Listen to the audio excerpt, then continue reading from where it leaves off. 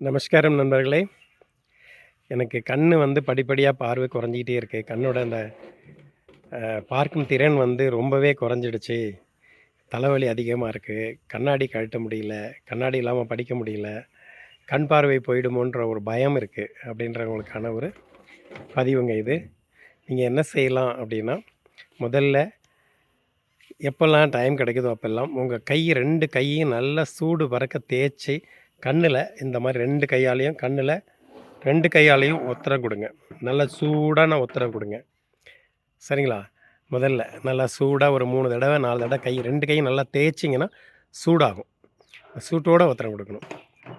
அதுக்கு பிறகு நீங்க என்ன செய்யணும்னா, உங்களுடைய எச்சில் சலைவா அத எடுத்து நல்லா முழுமையா எச்ச எடுத்து 2 கண்ணுலயும் முழுமையா அப்ளை பண்ணணும். இந்த கண்ணு, இந்த கண்ணு 2 கண்ணுலயும் உங்களுடைய சலைவாவ எடுத்து அப்ளை பண்ணணும்.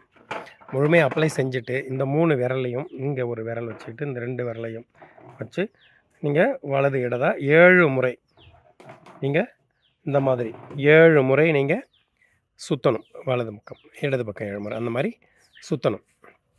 ஒரு அழுத்தம் கொடுத்து கொஞ்சம் லைட்டா நீங்க கைய இந்த பயிற்சி பண்ணுங்க. பயிற்சி செஞ்சிட்ட பிறகு மறுபடியும் கைய நல்லா தேய்ச்சு, நல்லா சூடு பறக்க ஒத்தடம் குடுக்கணும். ஒத்தடம் குடுத்துட்ட பிறகு மறுபடியும் என்ன செய்யணும்னா, 2 கையாலயும் இந்த இடத்துல இருந்து பாருங்க, இப்படி முகம் முழுவதும் இப்படி தட்டி குடுக்கணும். இப்படி கொஞ்சம் நேரம் நீங்க செய்யணும். தொடர்ந்து செஞ்சுட்டு, காது 2 காதையும் ஒண்ணா ஒரே நேரத்தில பிடிச்சு, இந்த காத இப்படி ஒரு 21 முறை இந்த மாரி செய்யணும். இது நீங்க செய்தீங்கன்னா போதும். கண்ணுக்கான அற்புதமான பயிற்சி இது.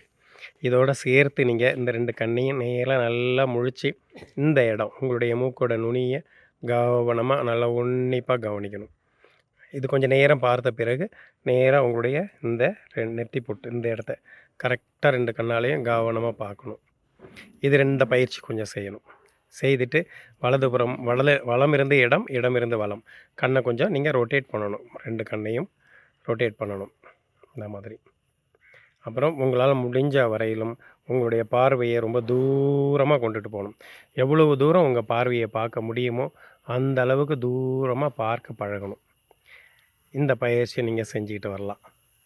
இதோட சேர்த்து பொன்னாங்கண்ணி, கரிசலாங்கண்ணி, முருங்கைக்கீரை, கருவேப்பிலை, நெல்லிக்காய், வல்லாரை இந்த மாதிரி மூலிகை வகைகள், கீரை வகைகள தினமும் நாள்தோறும் உங்களுடைய உணவுல சேர்த்துக்கணும். இல்ல இதெல்லாம் ஜூஸாவே நீங்க பயன்படுத்தலாம். வசதி வாய்ப்புகள் இருக்கிறவங்க கேரட் ஜூஸ் குடிங்க. ஸ்பைருலினான்னு சொல்லக்கூடிய கடல் பாசி நெறைய சாப்பிடலாம். அப்பப்போ நாள்தோறும் டெய்லி கொஞ்சம் ஒரு 5 கிராம் அளவு சாப்பிடுங்க. நிறைய இல்ல. 5 கிராம் அளவு சாப்பிடலாம். 2வது ப்ளூபெர்ரின்னு சொல்லக்கூடிய பழம். ஃப்ரெஷ்ஷா நல்லதா கிடைச்சதுன்னா, கெமிக்கல் இல்லாத கிடைச்சா சாப்பிடலாம்.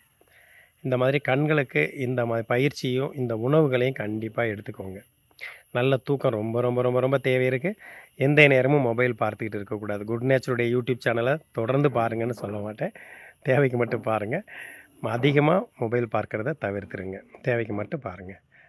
ஸோ உங்கள் கண்ணு மிகவும் கண்ணான கண்ணா சுகமாக இருக்கும். சந்தோஷம். நன்றி. நமஸ்காரம்.